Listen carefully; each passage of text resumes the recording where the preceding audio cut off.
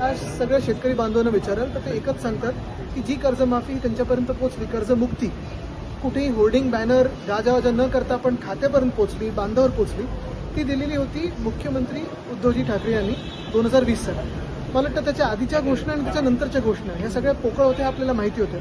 अपेक्षा हीच आहे, आशा हीच आहे की ह्यावेळची घोषणा ही खात्यापर्यंत पोहोचेल अशी आपण अपेक्षा करू. आणि कुठेही जास्ती बॅनरबाजी होर्डिंगबाजीची गरज नाही आहे, कारण आपण पाहतोय खर्च कमी करायला सांगितलं, खर्च वाचवायला सांगतात एका बाजूला सरकार, दुसऱ्या बाजूला जर बॅनरबाजी करणं असेल तर त्याला काही अर्थ नाही. राज्य निवडणूक आयोगाच्या आयुक्तांची तुम्ही भेट घेतली, नेमकं काय कारण आहे, कोणते मुद्दे आपल्याला आठवत असेल महाविकास आघाडी म्हणून आम्ही मागच्याही आठवड्यात राज्य निवडणूक आयोगाची भेट घेतली, आज देखील घेतली.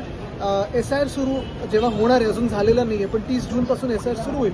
त्याच्यात काही आमच्या ज्या अजून काही क्लॅरिटी पाहिजे होती गोष्टींना ती मागणी करायला. सर, अब्दुल सत्तार यांचं असं म्हणणं आहे की भारतीय जनता पक्ष हे शिवसेना संपवते.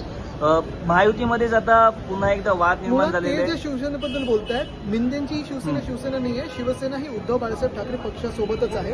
ते जे बोलतायत ती मिंदेंची चोरांची टोळी आहे.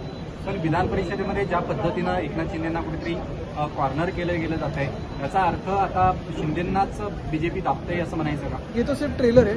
सर, हिंदी में जाना चाहेंगे, लाडली बहन स्कीम चालू